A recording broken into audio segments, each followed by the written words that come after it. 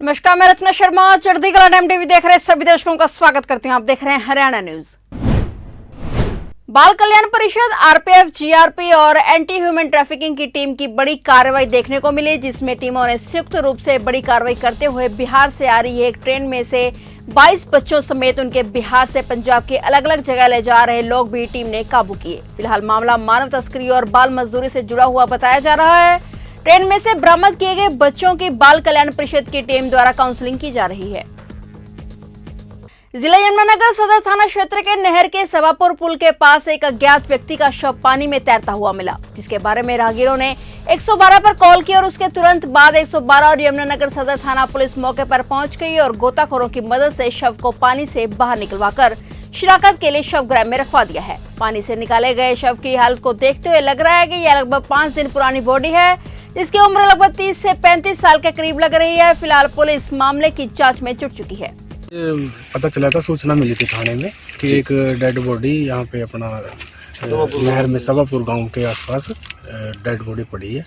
जिस इतला पर फिर हम पहुँचे और गोताखोर जी की मदद से बॉडी निकाली गई और अब इसकी शिनाख्त कराई जाएगी मोर्चरी में रख के, और आपके चैनल के माध्यम से भी और अपने लोकल हमारा जो पुलिस का नेटवर्क है उसके माध्यम से इसकी शिनाख्त कराई जाएगी जी। अब वैसे तो यकीन है कि पूरा पता चल जाएगा इसका, कहीं ना कहीं किसी थाने में कोई लापता की सूचना हो या गुमशुदा की सूचना, उसके आधार पर कार्रवाई करी जाएगी। रेड बॉडी सर ये लगता है 5-6 दिन पुरानी लगती है। उम्र सर कुछ लगभग 35 से 40 साल के आसपास। 35 से 40 साल, ठीक। चालान के दौरान पुलिस द्वारा तथाकथित गाली गलौच और मारपीट के आरोप लगाते हुए मोहित का परिवार आज तीसरे दिन भी धरने पर बैठा रहा। सुबह से ही करनाल के कल्पना चावला मेडिकल कॉलेज में बड़ी संख्या में समाज के लोग इकट्ठा होने शुरू हो गए। पीड़ित परिवार का सहारा बनने के लिए किसान नेता भी इस धरने प्रदर्शन में पहुंचे। लोगों की संख्या बढ़ने पर प्रशासन की ओर से बातचीत के लिए बुलावा आया, जिसमें परिवार द्वारा रखी जा रही मांगों को लेकर बातचीत की गई।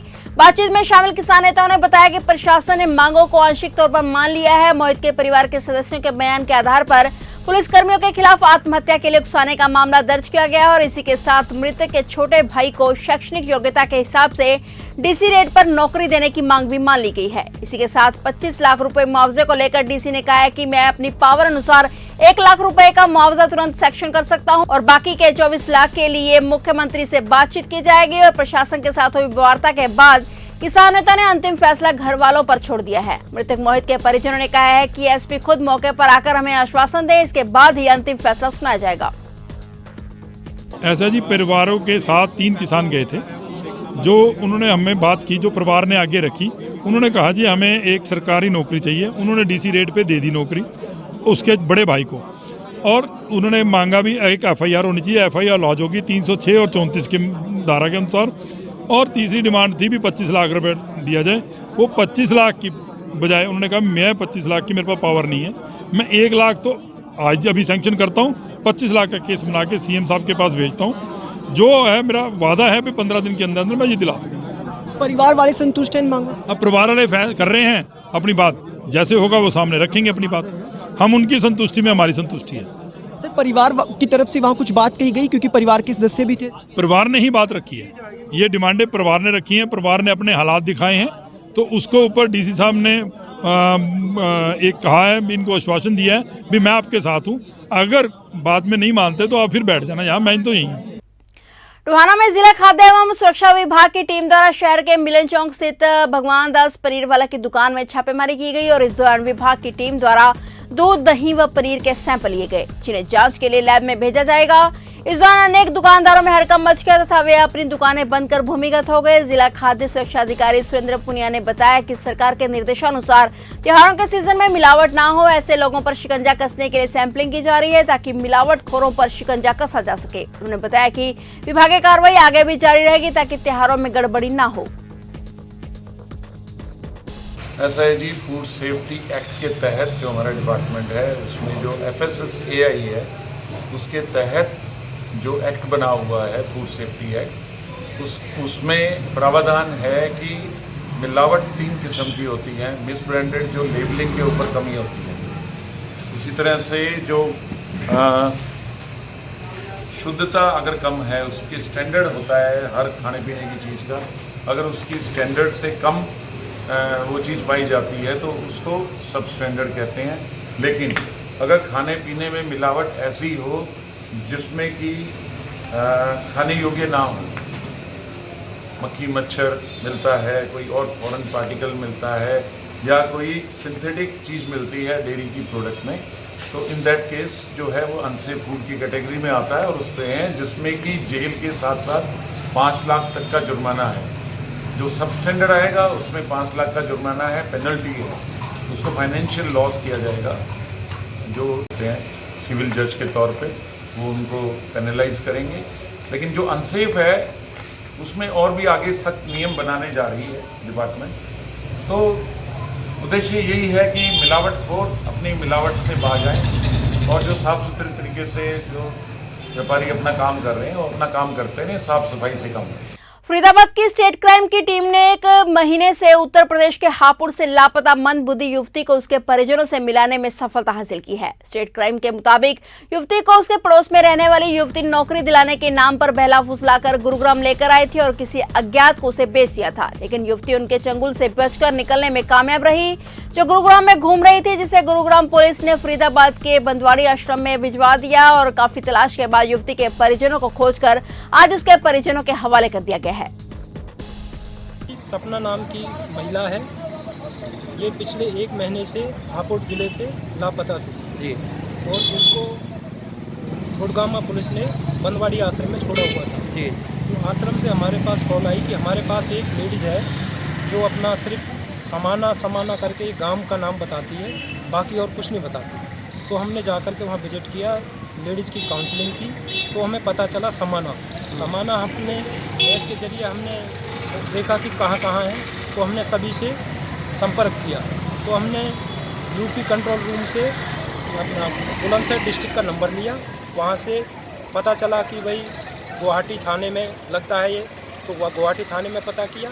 वहाँ से फिर हमने ये धरोड़ा थाना है वहाँ पे पता किया, तो पता चला कि ये हापुड़ ज़िले में पड़ता है जी। फिर हापुड़ ज़िले से हमने वहाँ इनका कंट्रोल रूम से नंबर लेकर के और इनके जो नियरेस्ट जोन समाना एक चौकी है उसमें संपर्क किया। वहाँ से हमें पता चला कि जी ये हमारे ये नंगला काशी की बहू है। अच्छा। ये दिमागी रूप से थोड़ा परेशान थी और ये 1 महीने से करीब 1 महीने से लापता है। वहाँ से कौन लेके आया था इसको? वहाँ से बताते हैं कि ये एक लेडीज़ लेके आई थी, उन्होंने गुड़गामा ला करके इसको बिक्री कर दिया था, किसी को बेच दिया था। कोई गलत काम भी हुआ इसके साथ, बताया इसने? ऐसा कुछ नहीं हुआ जी, इसके साथ बताती तो है ये कि कुछ नहीं हुआ ऐसा, सिर्फ थोड़ी मंदबुद्धि थी, इसलिए वो अपनी वहाँ से लावारिस अवस्था में घूम रही थी। तो अपनी गुड़गामा पुलिस को ये मिलती थी, गुड़गामा पुलिस ने इसको आश्रम में छोड़ दिया। नौकरी के बहाने लाई और बेच दिया। नौकरी के बहाने लाई और बेच दिया।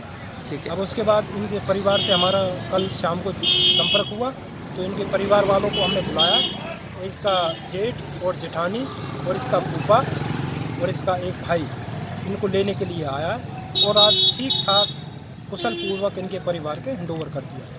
अंबाला में डेंगू के मामले लगातार बढ़ते जा रहे हैं। हाल ही में हुई बारिश की वजह से जगह जगह पानी इकट्ठा हुआ है और जिसकी वजह से डेंगू का खतरा लगातार बढ़ता ही जा रहा है। अब तक अंबाला में 268 डेंगू के मामले सामने आ चुके हैं और स्वास्थ्य विभाग के द्वारा भी लोगों को लगातार जागरूक किया जा रहा है और उनसे अपील की जा रही है कि अगर आपके आसपास पानी जमा है तो उसे हटाया जाए। अंबाला में आज तक टोटल 268 मामले डेंगू के सामने आ चुके हैं। आज 19 नए मामले सामने आए हैं। तो आज के मामलों को मिला के 268 मामले टोटल हुए हैं और लगभग हम हर रोज़ 400 से 500 सैंपल प्रोसेस कर रहे हैं और ज़िले के हर जगह से सैंपल लिए जा रहे हैं और लोगों को एहतियातन हम एंटी लार्वल एक्टिविटी भी ज़िले में हर जगह की जा रही है और लोगों को जागरूक भी किया जा रहा है। तो उम्मीद है आने वाले 10-15 दिनों में जो डेंगू का वो है जितना प्रकोप है वो कम होगा। टोहाना के गांव कन्हड़ी के राजकीय वरिष्ठ माध्यमिक विद्यालय में सांप निकलने से हड़कंप मच गया और यह सांप कोबरा प्रजाति का था। जिसके बाद सूचना पाकर पहुंची वन्य जीव रक्षा दल की टीम ने घंटों की मुशक्कत के बाद सांप को काबू कर लिया और सुरक्षित स्थान पर पहुंचा दिया। यह सांप स्कूल में बनी अलमारी में छुपा हुआ था। ये सांप खेतों में अधिकतर पाए जाते हैं और जहां से फसल को नुकसान पहुंचाने वाले कीटों को वे खा जाते हैं। फिलहाल सांप पकड़े जाने के बाद स्कूल प्रशासन ने राहत की सांस ली है। नमस्कार, मैं नवजोत सिंह, वन्य जीव रक्षक गौ रक्षा दल से। आज हमें सूचना मिली थी कि एक सरकारी स्कूल में बॉयज़ स्कूल के बीच में एक सांप छुपा बैठा है। तो स्कूल वालों ने यानी कि फ़ोन किया मुझे और हम और हमारी टीम दोनों वहाँ पर मौके पे वहाँ पर पहुँचे और वो कमरे के बीच में एक अलमारी थी, उसमें छुपा बैठा था। तो हमने उसको सुरक्षित पकड़ लिया और सुरक्षित पकड़कर यानी कि जंगलों में छोड़ दिया। तो ये मैं जो बच्चे थे वहाँ पर स्कूल के छोटे छोटे बच्चे, मैडम मास्टर, उनको भी जागरूक किया भी सांपों को मत मारे। और ये किसान का मित्र होते हैं, ये खेतों की सुरक्षा यानी कि सुरक्षा करते हैं, क्योंकि 30% फसल की बढ़ोतरी भी करते हैं और काफ़ी यानी कि चूहों को ये खा जाते हैं। तो ये किसानों के मित्र ही होते हैं और अगर आप ना मारें तो बहुत ज़्यादा बेहतर होगा। वैसे ये सांप रेड स्नेक सांप था, दामन सांप भी कह देते हैं इसको, घोड़ा पछाड़ भी कह देते हैं। ये इनमें जहर नहीं होता, ये सिर्फ नाम के सांप होते हैं।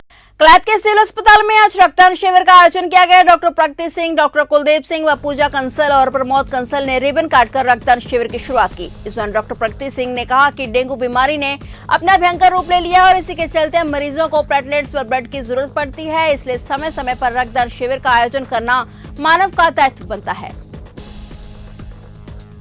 अभी इस जो हमारा सीजन चल रहा है, डेंगू का सीजन चल रहा है, जिसमें लोगों को प्लेटलेट्स की ज़रूरत पड़ रही है। इसी तरह से हमारी गर्भवती महिलाओं में खून की कमी हो जाती है, तो उसको भी मैं सहयोग देने के लिए आप रक्तदान शिविर की आयोजन में युवाओं को क्या संदेश देंगे? हम युवाओं को यही संदेश देना चाहूँगी कि जितना आप आगे बढ़ चढ़कर इन रक्तदान शिविरों में योगदान दे सकते हैं वो देना चाहिए। फिलहाल हरियाणा न्यूज में इतना ही। तब तक के लिए देखते रहिए चढ़ती कला टाइम टीवी और मुझे दीजिए इजाजत। धन्यवाद।